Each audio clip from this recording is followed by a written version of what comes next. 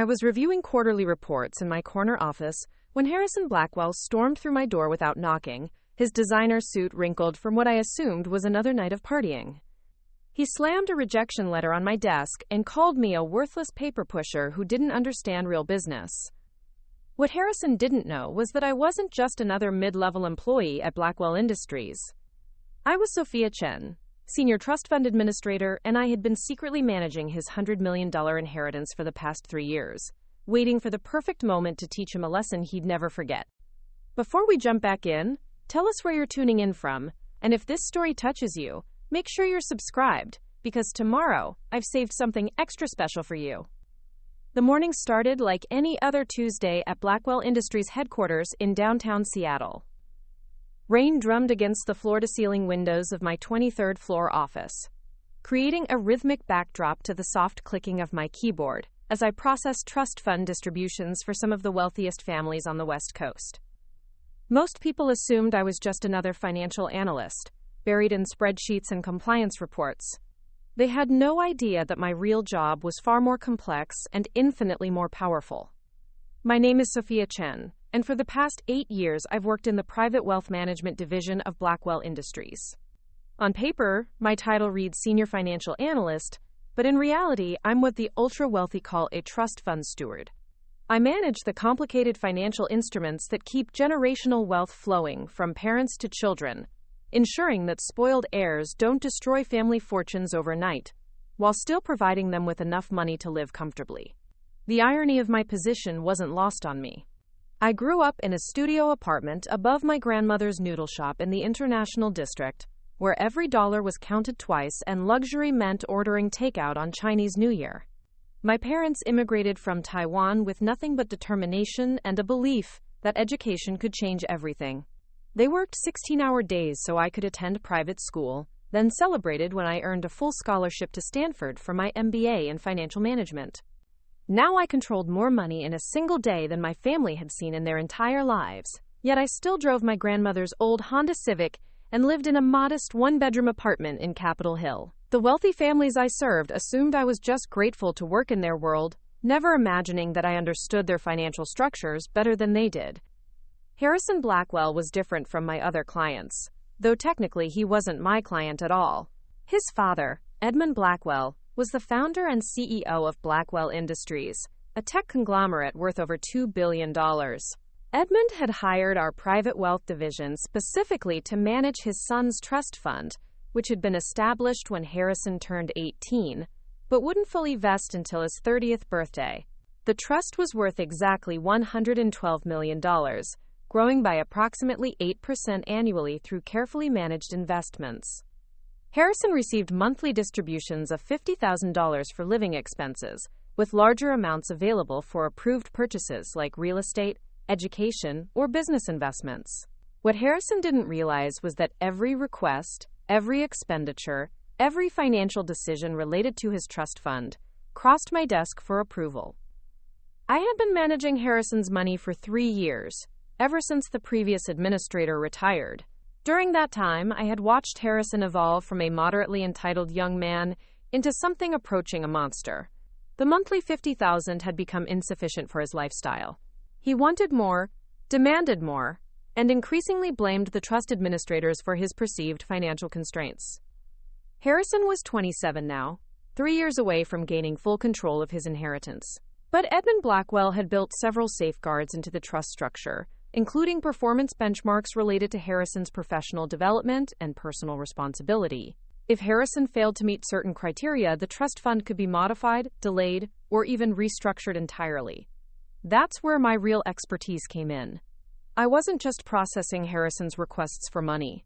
I was documenting his behavior, tracking his spending patterns, and building a comprehensive profile of his character for Edmund to review. Every tantrum, every inappropriate demand, every display of entitlement went into a confidential file that would ultimately determine Harrison's financial future. The morning Harrison burst into my office, I had been reviewing his latest request for an additional $100,000 to purchase what he described as essential business equipment. The itemized list included a luxury sports car, custom furniture for his penthouse apartment, and a collection of vintage watches. None of these items had any connection to legitimate business purposes, and Harrison's justification letter was barely coherent. I had drafted a polite rejection, explaining that the requested items didn't meet the trust criteria for approved expenses, and suggesting alternative approaches for funding his lifestyle choices. The letter was professional, detailed, and completely reasonable. Harrison's response was anything but. He stood in my doorway like an angry storm cloud, his usually perfect hair disheveled, and his blue eyes blazing with indignation. Harrison was undeniably handsome in the way that money and privilege could create, tall and broad-shouldered with the kind of confident bearing that came from never doubting your place in the world. But his attractiveness was undermined by the perpetual sneer that seemed permanently etched on his face whenever he dealt with people he considered beneath him. "Do you have any idea who you're dealing with?" Harrison demanded, his voice carrying across the open office space where my colleagues were pretending not to watch the spectacle. "I am Harrison Blackwell. My father owns this entire company, including your pathetic little department." I looked up from my computer screen with the practiced calm I'd developed over years of dealing with difficult clients. "Good morning, Mr. Blackwell. I received your request for additional funding, and I've prepared a detailed response explaining the trust guidelines that apply to your situation." Harrison laughed, but there was no humor in the sound. "Trust guidelines? Are you seriously going to lecture me about my own money? You're nothing but a glorified bookkeeper, a worthless paper pusher who wouldn't recognize a real business opportunity if it bit you on your discount store blazer." The insult about my clothing stung more than I cared to admit. I had purchased my navy blazer from Nordstrom Rack, carefully selecting professional attire that looked expensive but fit my actual budget. Harrison's comment revealed not just his disdain for my financial status, but his assumption that anyone who didn't shop at exclusive boutiques was inherently inferior. "Mr. Blackwell," I said, keeping my voice level, "I understand your frustration, but the trust fund has specific parameters designed to protect your long-term financial interests. My job is to ensure that distributions align with those parameters." Harrison stepped closer to my desk, looming over me in a way that was clearly intended to be intimidating. "Your job is to do what I tell you to do. I don't care about parameters or guidelines or any of the bureaucratic nonsense you hide behind. I want my money, and I want it now." Several of my colleagues had stopped pretending to work and were openly staring at the confrontation. I could see Linda Morrison, my closest friend in the department, reaching for her phone, probably to call security. But I held up a subtle hand gesture, indicating that I could handle the situation. "I'm afraid it's not that simple," I continued, maintaining eye contact with Harrison despite his aggressive posture. "The trust fund isn't technically your money until you meet certain conditions. Until then, I have a fiduciary responsibility to manage distributions according to the established criteria." Harrison's face flushed red with anger. "Fiduciary responsibility? Don't use big words you don't understand, sweetheart. You're a nobody from nowhere who got lucky enough to land a job processing paperwork for your betters. The fact that you think you have any authority over my financial decisions is laughable." The condescension in his voice was practiced, refined through years of speaking to service workers, employees, and anyone else he considered part of the help. But there was something else beneath his anger, something that looked almost like panic. I had seen similar expressions on other trust fund beneficiaries, when they realized their access to family money wasn't as unlimited as they'd assumed. "Mr. Blackwell," I said, standing up to eliminate his height advantage, "I think there might be some confusion about how your trust fund operates. Perhaps it would be helpful if you spoke directly with your father about the specific terms and conditions." The suggestion seemed to infuriate Harrison even more. "Don't you dare tell me to talk to my father like I'm some kind of child. I know exactly how my trust fund works. It's my inheritance, my money, and some random Asian girl in a cheap suit has no business telling me how to spend it." The racial element of his insult hit like a physical blow, confirming what I had suspected about Harrison's character but had never seen expressed so directly. Several of my colleagues gasped audibly, and I heard Linda's chair scrape against the floor as she stood up, probably preparing to intervene. But I remained calm, drawing on reserves of self-control that had been forged in childhood.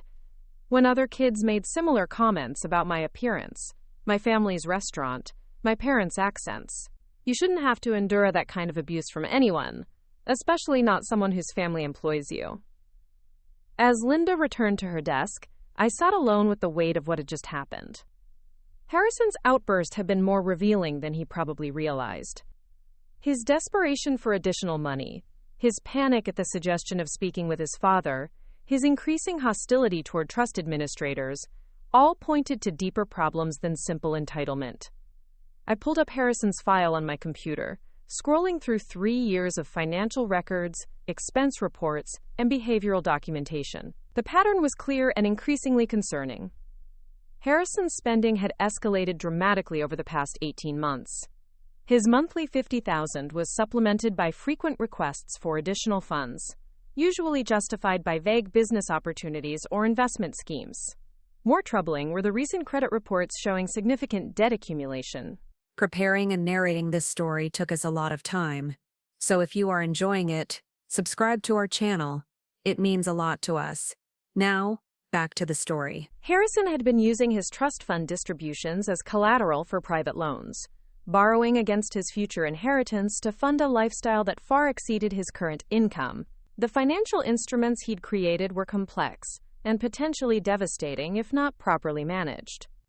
I opened a new document and began typing my incident report, carefully documenting Harrison's verbal abuse, racial comments, and threatening behavior. But even as I wrote, my mind was working on a larger analysis. Harrison wasn't just an entitled rich kid throwing a tantrum. He was a young man approaching a financial crisis, and his increasingly erratic behavior suggested he was running out of options. The phone on my desk rang, interrupting my concentration. The caller ID showed Edmund Blackwell's direct line, a number that rarely appeared on my screen but always commanded immediate attention. "Mr. Blackwell?" I answered professionally. "Good morning." "Sophia?" Edmund's voice was tired but warm. At 62, Edmund Blackwell had built his technology empire through a combination of brilliant innovation and shrewd business instincts. Unlike his son, Edmund treated employees with respect and appreciation, understanding that his success depended on the talented people who implemented his vision. "I understand there was an incident this morning involving Harrison." Word traveled fast in the executive offices of Blackwell Industries. Edmund probably had a dozen different sources reporting on his son's behavior throughout the company. "Yes, sir." Mr. Harrison was unhappy with my response to his latest funding request. "I'm sure that's putting it mildly," Edmund said with a sigh. "Sophia, I want you to know that Harrison's behavior doesn't reflect the values of this company or our family. If you'd like to file a formal complaint, you have my full support." The offer was genuine, but I could hear the weariness in Edmund's voice. Harrison's behavior had become an ongoing source of stress for his father, who was caught between wanting to help his son mature and protecting his employees from Harrison's increasingly problematic conduct. "I appreciate that, Mr. Blackwell. I've documented the incident for our records, but I think I can handle the situation professionally." "That's very gracious of you," Edmund replied. "But I'm afraid Harrison's behavior is becoming a larger problem. I'd like to schedule a meeting to discuss his trust fund status and some potential modifications to the current structure." My pulse quickened. Modifications to a trust fund of Harrison's size and complexity were serious matters, potentially affecting millions of dollars and fundamentally altering the trajectory of his financial future. "Of course, sir. When would be convenient for you?" "Tomorrow morning at 9, my private office. And Sophia, please prepare a comprehensive report on Harrison's financial activity over the past year. I want to understand exactly how he's been using his trust fund distributions and what kind of financial obligations he may have incurred." After Edmund hung up, I sat staring at my computer screen, processing the implications of our conversation. Edmund Blackwell was preparing to take action regarding his son's trust fund, and my documentation would be crucial in determining what that action might look like. I spent the rest of the morning compiling Harrison's financial records, creating detailed spreadsheets that tracked every distribution, every approved expense, every request for additional funding.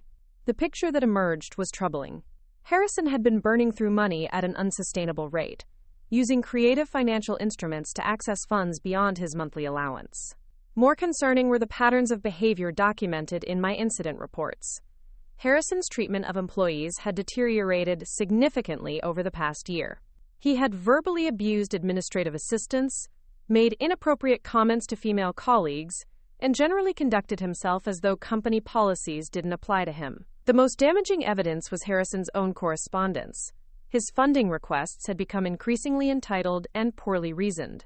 His justifications for expenses showed a fundamental misunderstanding of business principles and a complete disregard for the trust fund's intended purpose of fostering responsible financial management. As I worked, I found myself thinking about the conversation Harrison and I would inevitably have when he learned about my meeting with his father. Harrison assumed I was just a mid-level employee processing his paperwork, but tomorrow's meeting would reveal the true extent of my authority over his financial future. The afternoon passed quickly as I prepared my presentation for Edmund. By 5 o'clock, I had assembled a comprehensive analysis that painted a clear picture of Harrison's financial irresponsibility and behavioral problems. The documentation was thorough, objective, and devastating. Linda stopped by my desk as she was leaving for the day. "You've been working on something intense all afternoon. Everything okay?" "Just preparing for a client meeting tomorrow," I replied, closing the confidential files on my screen. "Big decisions ahead." "Well, whatever it is, that client is lucky to have you handling their account. You're the most thorough analyst in the department." After Linda left, I remained at my desk for another hour, refining my presentation and considering the various options Edmund might choose to pursue. Trust fund modifications could range from minor adjustments to distribution schedules, all the way to complete restructuring or even termination of benefits. The power I held was enormous and sobering. My recommendations could affect not just Harrison's immediate access to money, but his entire financial future. If I suggested serious modifications to the trust structure, Edmund would almost certainly follow my advice. He had hired me specifically because of my expertise in managing complex family wealth situations. As I finally gathered my things to leave the office, I reflected on the morning's confrontation with Harrison. His words had been cruel and demeaning, designed to make me feel small and powerless. But Harrison had fundamentally misunderstood the nature of our relationship. I wasn't just some random employee he could bully with impunity. I was the person who controlled access to his inheritance, the gatekeeper between Harrison and the financial security he took for granted. Tomorrow morning, I would sit across from his father and help determine whether Harrison Blackwell deserved to inherit $112 million. The thought should have filled me with satisfaction, but instead I felt a heavy sense of responsibility. Despite Harrison's terrible behavior, the decisions made in tomorrow's meeting would affect the rest of his life. The power to recommend changes to someone's trust fund wasn't something I took lightly, even when that someone had treated me with such obvious contempt. As I drove home through Seattle's evening traffic, I thought about my grandmother's noodle shop and the lessons she had taught me about dignity and perseverance. She had faced discrimination and hardship far worse than anything Harrison could dish out. Yet she had built a successful business and raised a family without ever compromising her values. Tomorrow, I would honor her memory by doing my job with integrity and professionalism, regardless of how Harrison had treated me. But I would also ensure that my recommendations reflected the truth about Harrison's character and his fitness to inherit his father's wealth. Harrison Blackwell had called me worthless, but he was about to learn that the worthless paper pusher held the key to his entire financial future. The only question was whether he would be mature enough to handle that revelation, or if his true character would finally be exposed for his father to see.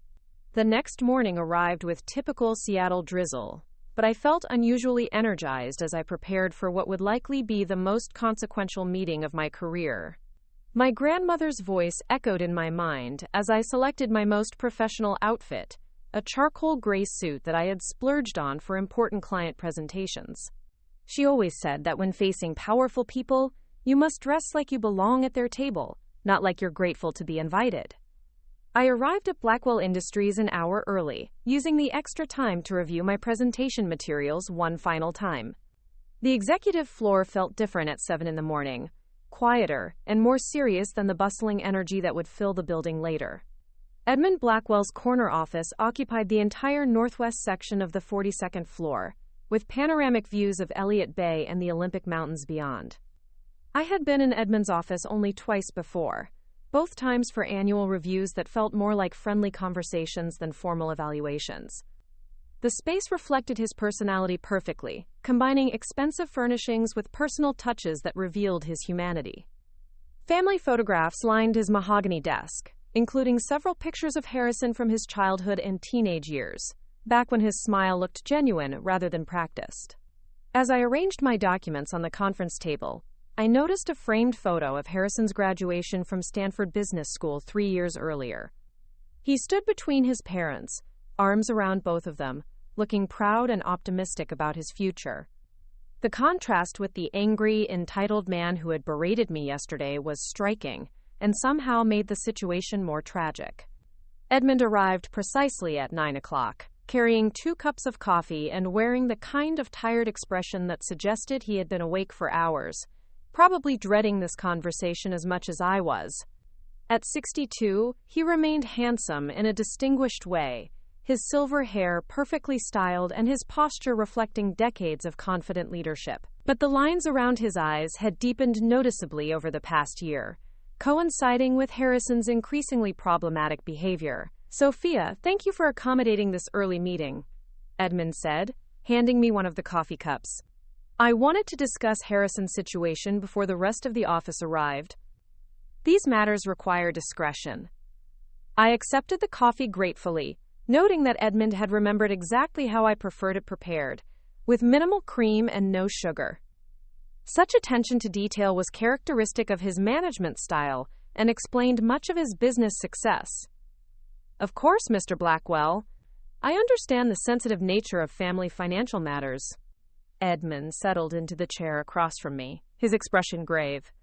"Before we begin, I want you to know that I'm aware of what happened yesterday.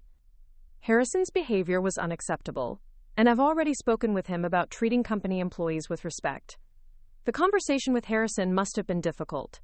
Edmund valued treating people fairly and professionally, principles that had guided his leadership throughout his career. Having a son who violated those principles in such a public way had to be deeply disappointing. I appreciate that, sir, but I'm more concerned about the broader patterns his behavior represents. Yesterday's incident wasn't isolated. It reflects ongoing issues with Harrison's approach to financial responsibility and interpersonal relationships." Edmund nodded slowly, his fingers drumming against the conference table. "That's exactly what I wanted to discuss. Sophia, I need your honest professional assessment of Harrison's readiness to inherit his trust fund.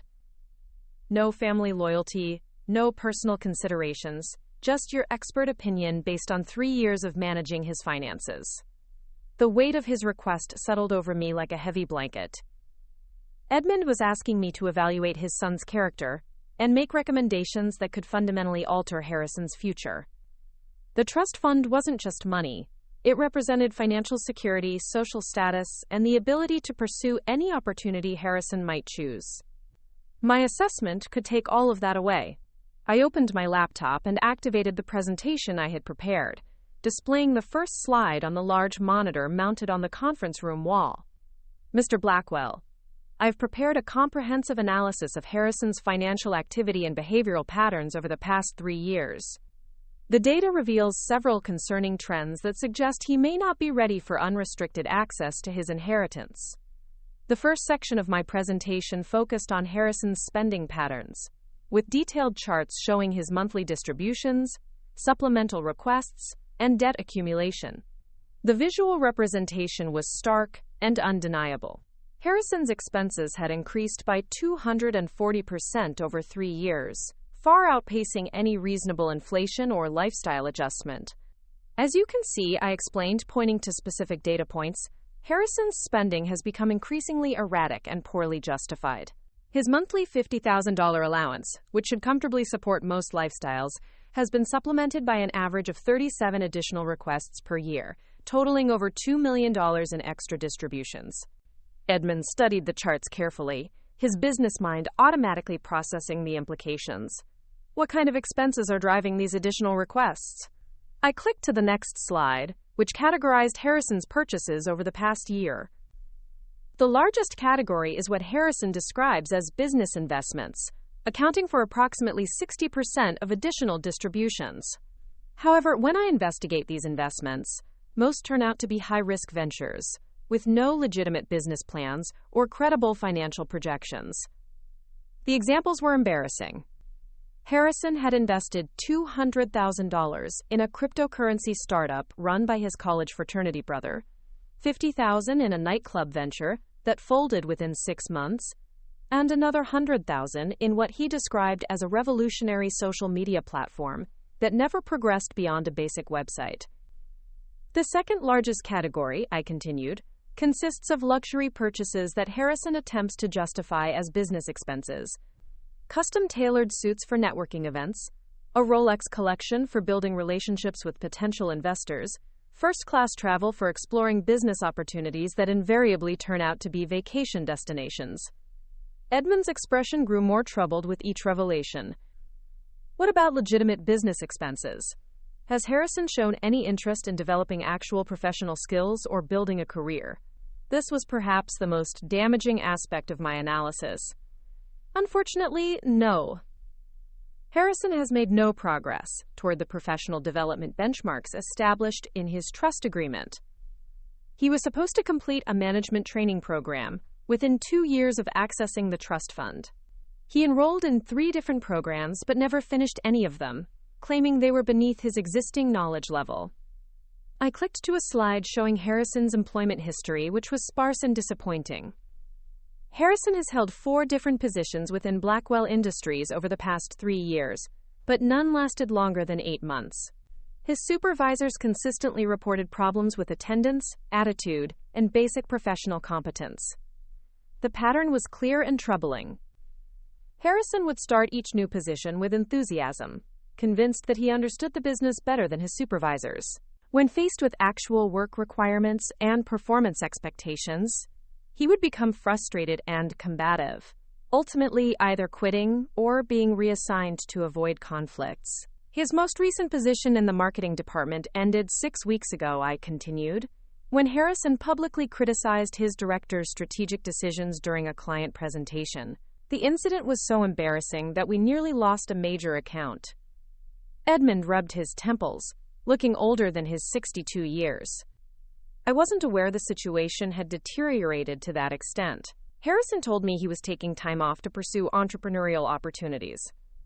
The entrepreneurial opportunities were another fiction Harrison had created to justify his lack of traditional employment. He spent most days playing golf, attending social events, or pursuing various romantic relationships with women who were attracted to his family's wealth and status. Mr. Blackwell, I said gently, there's another aspect of Harrison's financial behavior that concerns me significantly. He's been using his trust fund distributions as collateral for private loans, essentially borrowing against his future inheritance to fund current expenses. This revelation seemed to genuinely shock Edmund. That's not supposed to be possible. The trust agreement specifically prohibits using the inheritance as loan collateral.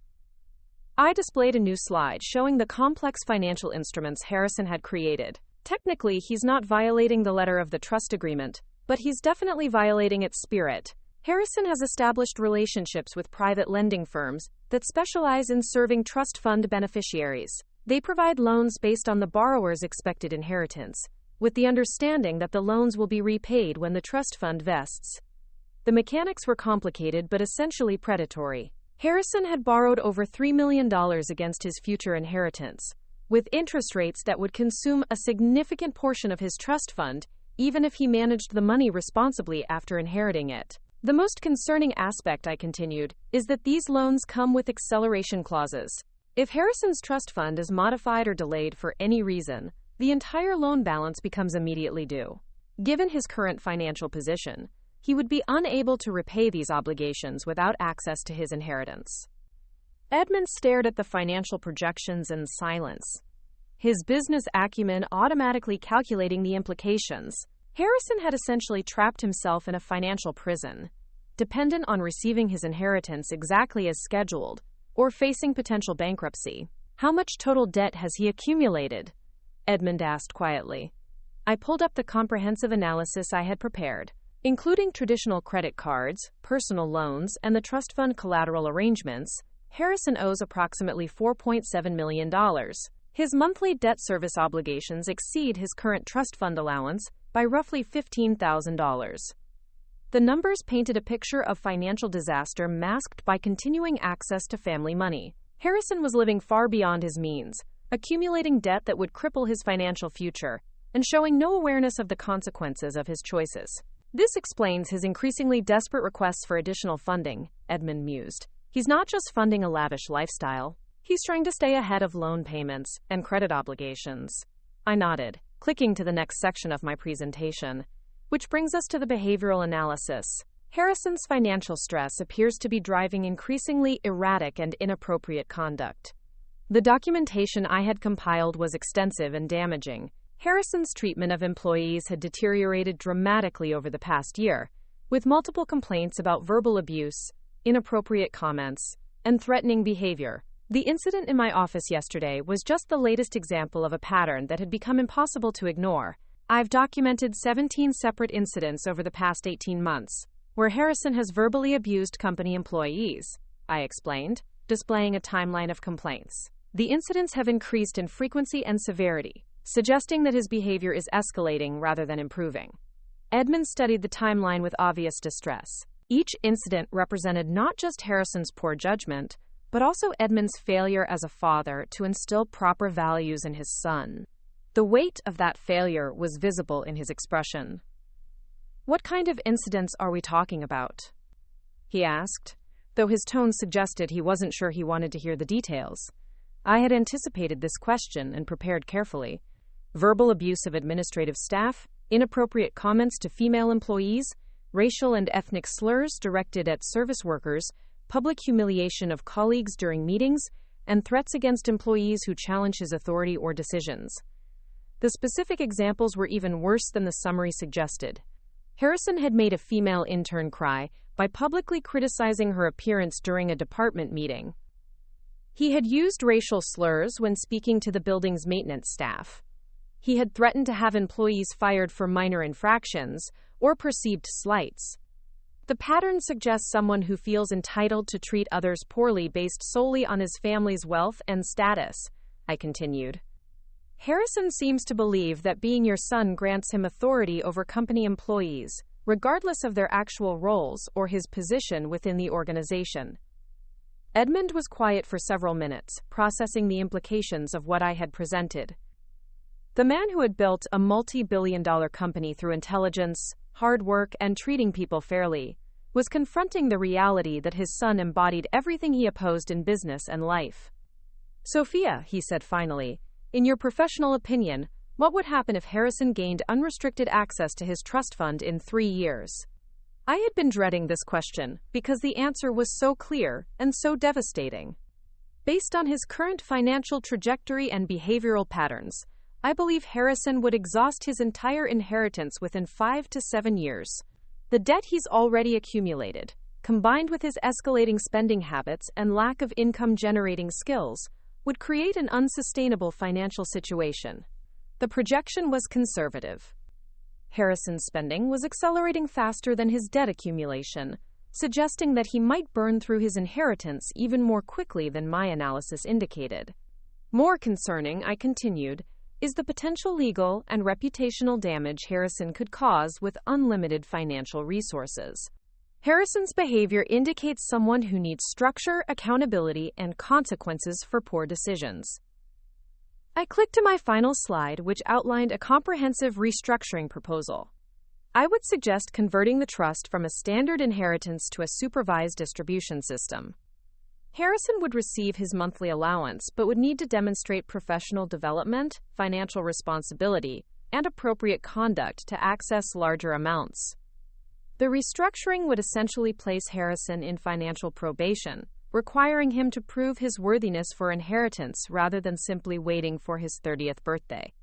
He would need to complete legitimate job training, maintain stable employment, manage his existing debts responsibly, and treat company employees with respect. The restructured trust would include provisions for emergency financial assistance if Harrison faced genuine crises, I continued, but would prevent him from accessing large sums for frivolous expenses or poor investments.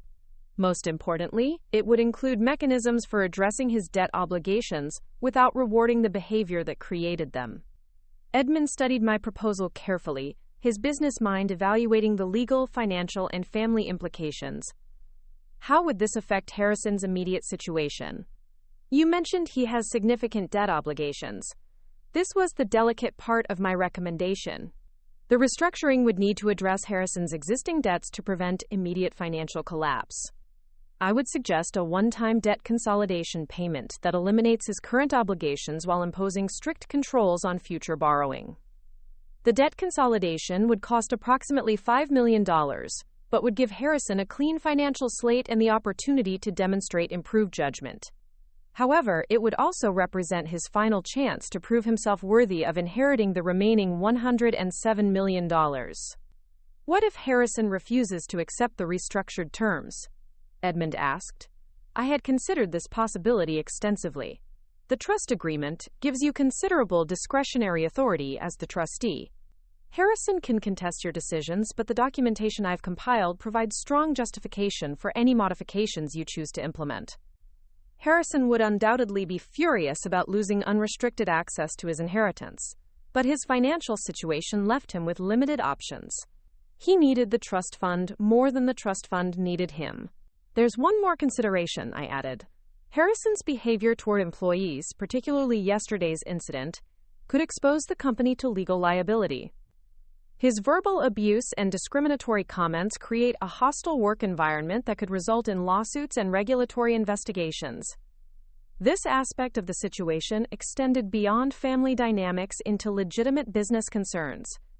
Edmund had a responsibility to protect his employees and his company from Harrison's increasingly problematic conduct.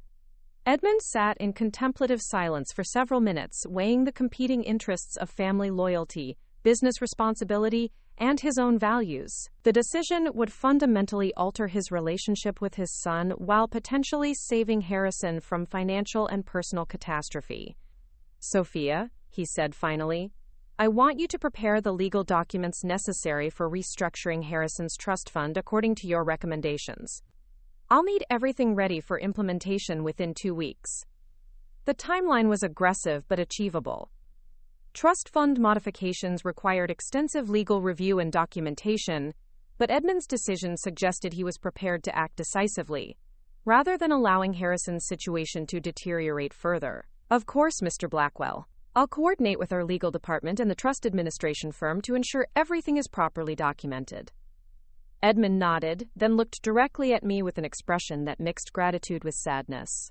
I want you to know that I deeply appreciate your professionalism throughout this process. Evaluating a family member's fitness for inheritance couldn't have been easy, but you've provided exactly the kind of objective analysis I needed to make an informed decision.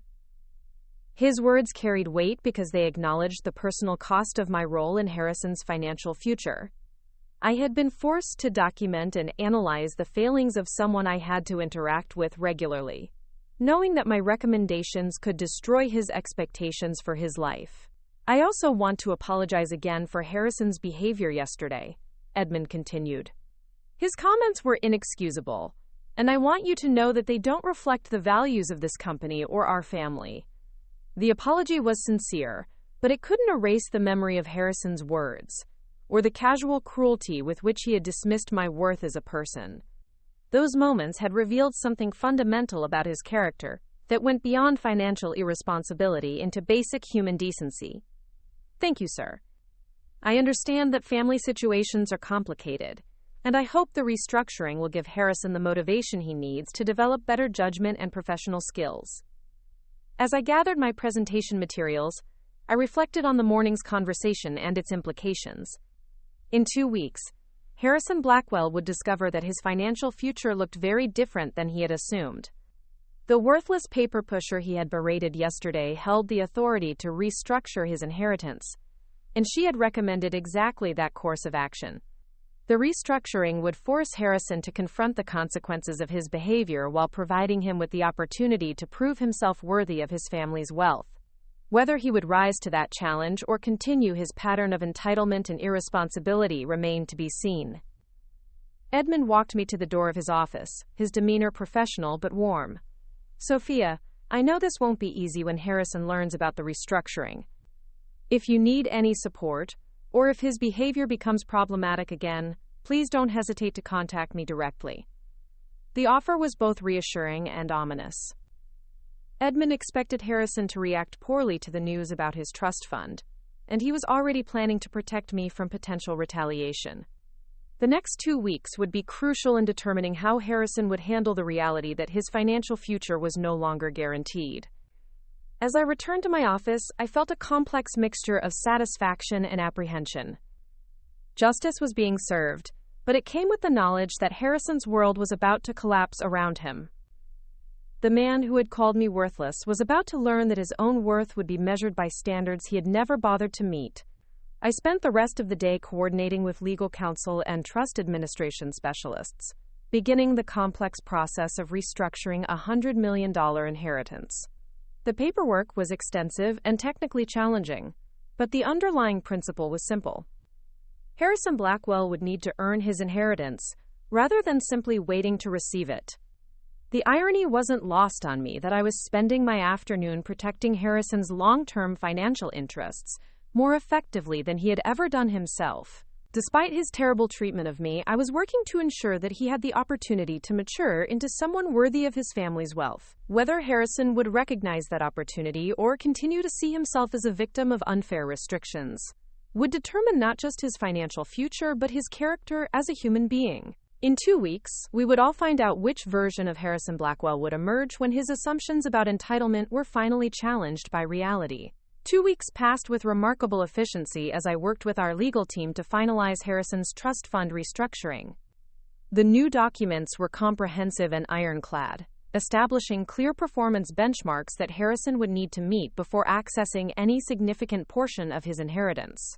Edmund had reviewed every clause personally, ensuring that his son would have genuine opportunities to prove himself while preventing the financial catastrophe that seemed inevitable under the original terms. During those 2 weeks, Harrison remained blissfully unaware that his entire financial future was being rewritten. He continued his usual routine of late mornings, expensive lunches, and evening social events, apparently confident that his previous outburst in my office had resolved any administrative obstacles to his lifestyle.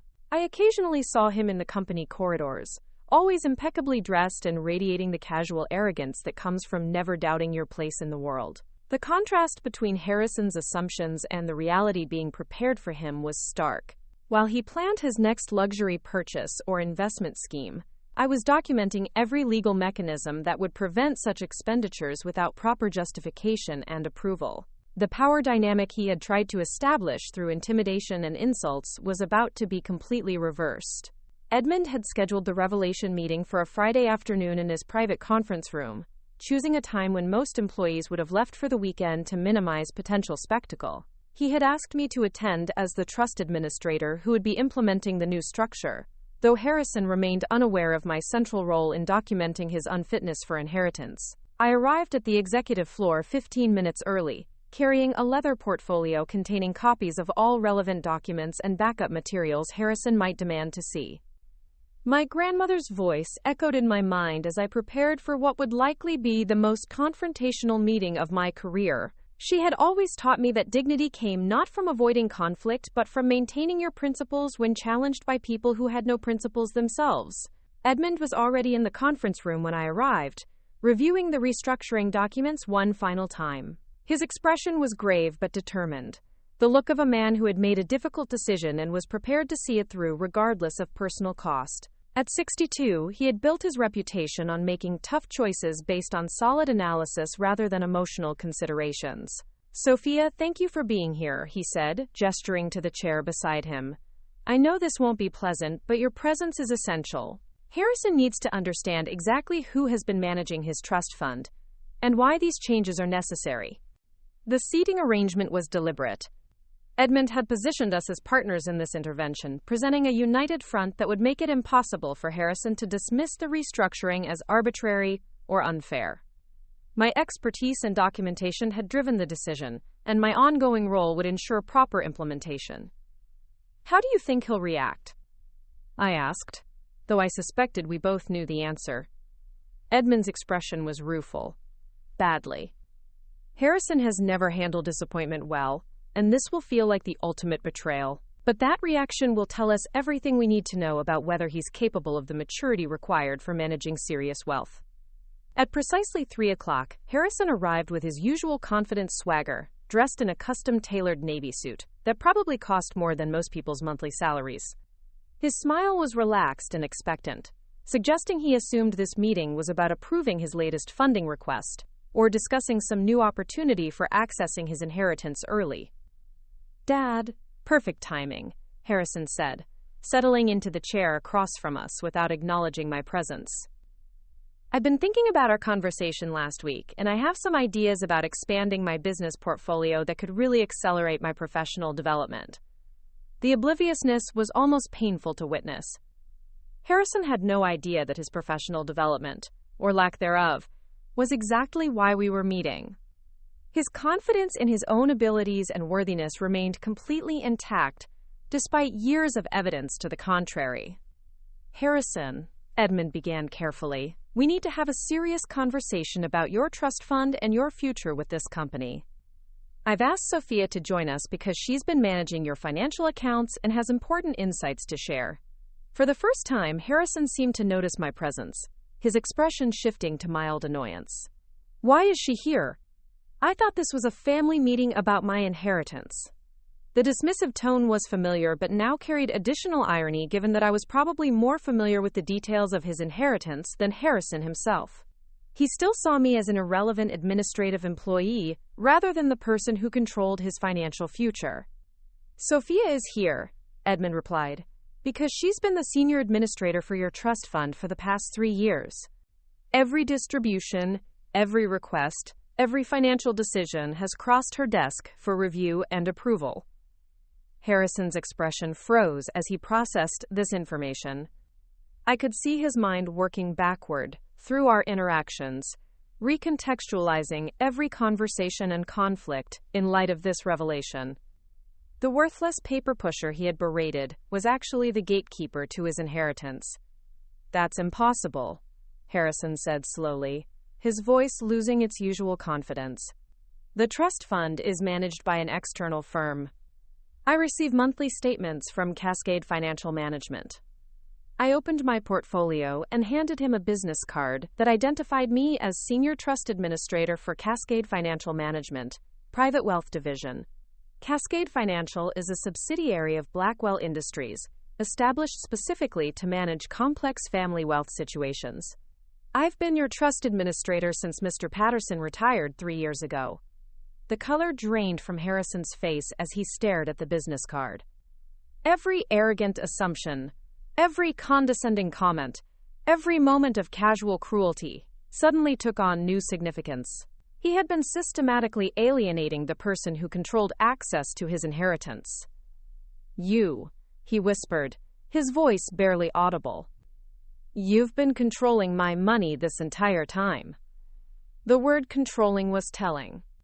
Harrison didn't see trust administration as protective oversight designed to ensure responsible financial management. He saw it as an obstacle to his desires, a barrier between himself and unlimited access to family wealth. "I've been managing your trust fund according to the terms established by your father," I replied calmly. "Every decision has been based on documented criteria designed to protect your long-term financial interests." Harrison's shock was rapidly transforming into anger, his face flushing red as the implications became clear. "Every rejection, every delay, every bureaucratic obstacle, that was you. You've been sabotaging my access to my own inheritance." Edmund leaned forward, his voice firm but not unkind. "Harrison, Sophia hasn't been sabotaging anything. She's been protecting you from financial decisions that would have destroyed your future security. The documentation she's compiled over 3 years shows patterns of spending and behavior that are incompatible with responsible wealth management." I could see Harrison struggling to process this new reality while maintaining his sense of victimhood. In his mind, I had been deliberately obstructing his rightful access to family money rather than preventing him from making catastrophic financial mistakes. "What documentation?" Harrison demanded, his voice rising. "What gives some random employee the right to judge my financial decisions?" The racial undertones of his earlier comments seemed to hover in the air, though he was now too shocked to resort to explicit slurs. Still, his dismissal of my expertise and authority carried the same dismissive arrogance that had characterized our previous interactions. I pulled out a comprehensive summary of Harrison's financial activity and behavioral incidents, placing it on the conference table between us. This documentation includes 3 years of spending analysis, investment tracking, debt accumulation reports, and workplace conduct evaluations. The data shows clear patterns that indicate significant financial irresponsibility and professional immaturity. Harrison grabbed the summary and began scanning through it, his expression growing more alarmed as he processed the scope of information I had compiled. Every failed investment, every inappropriate expense, every incident of employee abuse was documented with dates, amounts, and supporting evidence. "This is a violation of privacy," he said desperately. "You can't just spy on me and create secret files about my personal life." Edmund's expression hardened. "Harrison, Sophia's job is to monitor and evaluate trust fund activity. Every wealthy family uses similar oversight to protect their assets from irresponsible beneficiaries. The fact that you see this as spying rather than protection tells us everything we need to know about your readiness for inheritance." The fundamental disconnect was becoming clearer with each exchange. Harrison saw the trust fund as his personal bank account that was being unfairly restricted by bureaucratic interference. He had no understanding of the fiduciary responsibilities involved in managing family wealth or the legitimate concerns about his fitness as a beneficiary. "Furthermore," Edmund continued, "your behavior toward company employees, particularly your treatment of Sophia, has created legal liabilities that I cannot ignore. Your verbal abuse and discriminatory comments have violated company policies and federal employment laws." Harrison's panic was now visible, his confident facade crumbling as he realized the seriousness of his situation. "Dad, you can't let some disgruntled employee destroy our family relationship over a few misunderstandings." The characterization of his behavior as misunderstandings rather than serious misconduct showed how little Harrison understood about the gravity of his actions. He still saw himself as the victim of unfair treatment rather than the perpetrator of workplace harassment. "Harrison," I said quietly, "I want you to understand something important. Despite your treatment of me, despite your assumption that I was worthless and incompetent, I have spent 3 years working to protect your financial future. Every recommendation I've made has been designed to help you develop the skills and judgment necessary for managing serious wealth." My words seemed to penetrate his defensive anger, creating a moment of uncertainty in his expression. For the first time, Harrison appeared to consider the possibility that my actions had been motivated by professional responsibility rather than personal animosity. "That said," I continued, "the documentation clearly shows that you're not ready for unrestricted access to your inheritance. Your spending patterns, investment choices, and personal conduct indicate someone who would likely exhaust the entire trust fund within 5 years, while potentially causing significant legal and reputational damage." Edmund nodded approvingly and pulled out the restructuring documents. "Which is why we're implementing immediate changes to your trust fund structure. These modifications will provide you with opportunities to demonstrate improved judgment while protecting you from financial catastrophe." Harrison stared at the thick legal document as if it were a venomous snake. "What kind of changes?" I had prepared a summary of the key modifications, which I presented in clear, non-technical language. "The restructured trust maintains your monthly living allowance, but requires demonstrated professional competence before you can access larger amounts. You'll need to complete legitimate job training, maintain stable employment, and meet specific behavioral standards. The performance benchmarks were reasonable, but would require genuine effort and maturity. Harrison would need to finish a certified management program, work successfully in a professional role for at least 18 months, manage his existing debts responsibly, and demonstrate appropriate conduct toward colleagues and employees." "This is insane," Harrison said, his voice cracking with emotion. "You're treating me like a child who can't be trusted with his own inheritance." Edmund's response was gentle but firm. "Harrison, the trust fund exists to provide you with financial security throughout your life. If you inherit $112 million tomorrow and exhaust it within 5 years through poor decisions, You'll have nothing left for the remaining decades of your life. These restrictions are designed to ensure that doesn't happen. The logic was unassailable, but Harrison was too emotional to process it rationally. He saw only the immediate obstacles to his desires rather than the long-term protection the restructuring provided. "What about my existing expenses?" Harrison asked desperately. "I have obligations, commitments, business ventures that require immediate funding." This was the moment I had been dreading but had prepared for extensively. "The restructuring includes a one-time debt consolidation payment that will eliminate your current obligations. However, this represents your final opportunity to demonstrate financial responsibility. Any future debt accumulation beyond normal living expenses will result in additional restrictions. The debt consolidation would cost approximately $5 million, but would give Harrison a clean financial slate. More importantly, it would eliminate the loan acceleration clauses that could have triggered immediate financial collapse under the original trust terms." Harrison studied the restructuring documents, his business school education finally engaging, as he began to understand the implications. "You're essentially putting me on financial probation. We're providing you with structure and incentives to develop the skills necessary for managing wealth responsibly," I corrected. "The trust fund will remain available to support your reasonable needs while you demonstrate your ability to meet basic professional and personal standards." The distinction was important. This wasn't punishment, but rather a developmental framework designed to help Harrison mature into someone worthy of his inheritance. Whether he would embrace that opportunity or continue to see himself as a victim would determine his ultimate success. "What if I refuse to accept these terms?" Harrison asked, though his voice suggested he already knew the answer was. Edmund's expression was sad but resolute. "The trust agreement gives me discretionary authority as trustee to modify distributions based on the beneficiary's demonstrated fitness for inheritance. The documentation Sophia has compiled provides clear justification for these changes. You can contest the modifications, but doing so would likely result in even more restrictive terms." Harrison was trapped, and he was beginning to understand it.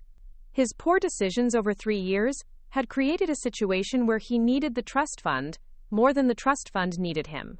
His only path forward was to accept the restructuring and prove himself worthy of his inheritance. "I can't believe you're doing this to me," Harrison said, his voice mixing anger with desperation. "I'm your son. This company, this wealth, it's supposed to be my legacy." Edmund leaned forward, his expression compassionate but unwavering. "Harrison, you are my son, and I love you.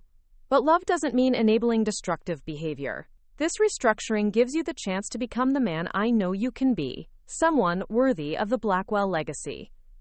The emotional appeal seemed to penetrate Harrison's defensive anger, revealing glimpses of vulnerability beneath his entitled facade. For a moment I saw echoes of the young man in Edmund's graduation photograph, before years of unchallenged privilege had corrupted his character. "The choice is yours," Edmund continued.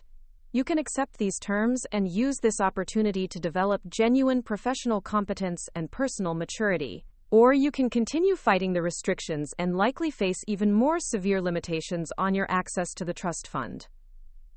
Harrison sat in silence for several minutes, processing the reality of his situation.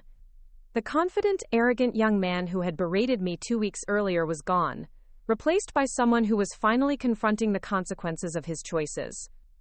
"If I accept the restructuring," he said quietly, "what exactly do I need to do?" I pulled out a detailed implementation timeline I had prepared.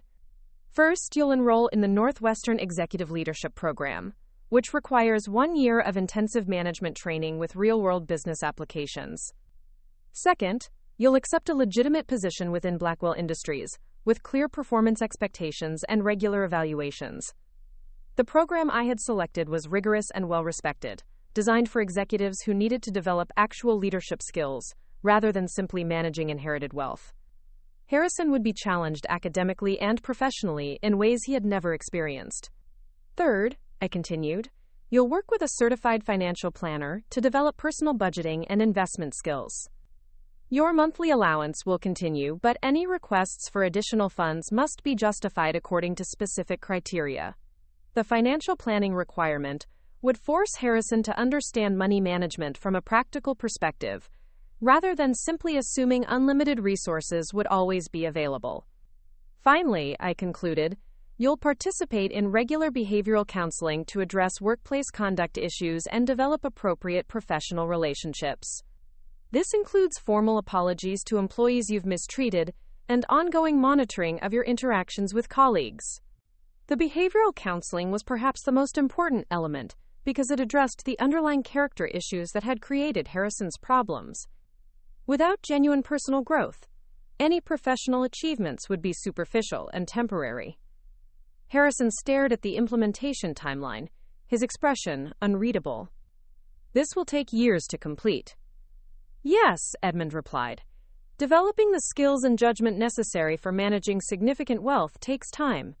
But at the end of this process, you'll be genuinely prepared for the responsibilities that come with your inheritance. The conversation continued for another hour as we reviewed specific details and answered Harrison's questions about the restructuring.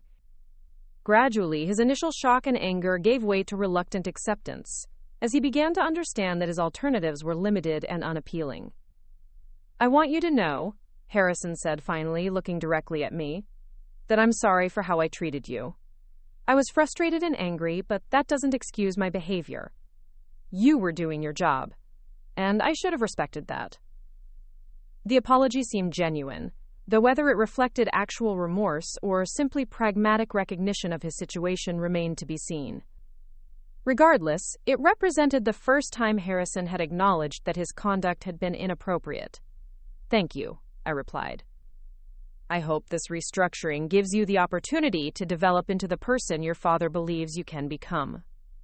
As the meeting concluded, Harrison signed the restructuring documents with obvious reluctance but apparent understanding of their necessity. His signature represented not just legal agreement but acceptance of a fundamentally different relationship with his inheritance and his family's expectations. 6 months later, I received an update from the Northwestern Executive Leadership Program, confirming that Harrison had successfully completed his first semester with above-average grades. His instructors reported that he was engaged, hardworking, and demonstrating genuine leadership potential for the first time in his academic career. More surprisingly, Harrison had requested a meeting to discuss his trust fund status and future career plans. When he arrived at my office on a Thursday afternoon, he was a different person than the man who had stormed through my door almost a year earlier.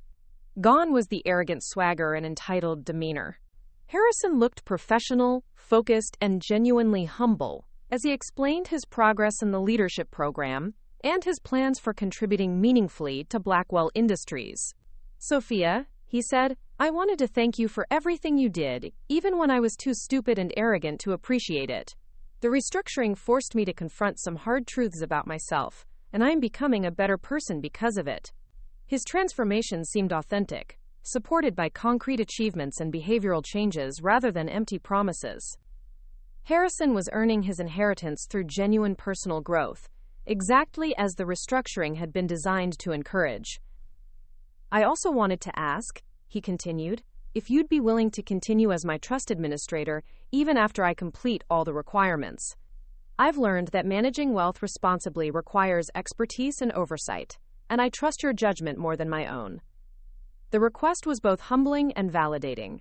Harrison was voluntarily choosing to maintain professional restrictions on his inheritance because he had developed enough wisdom to recognize the value of expert guidance. Looking back on that confrontational morning when Harrison had called me worthless, I realized that his greatest mistake hadn't been underestimating my professional abilities or my authority over his trust fund. His mistake had been underestimating the power of consequences to transform even the most entitled person into someone worthy of respect. The trust fund restructuring had worked exactly as intended, not by punishing Harrison for his failures, but by providing him with the structure and incentives necessary for genuine growth. Sometimes the most valuable thing you can give someone isn't what they want, but what they need to become who they're meant to be. Harrison Blackwell had learned that inheritance isn't just about receiving wealth, it's about becoming worthy of it. And sometimes, the person you dismiss as worthless is exactly the person who can help you discover your own worth. Up next, you've got two more standout stories right on your screen. If this one hit the mark, you won't want to pass these up. Just click and check them out.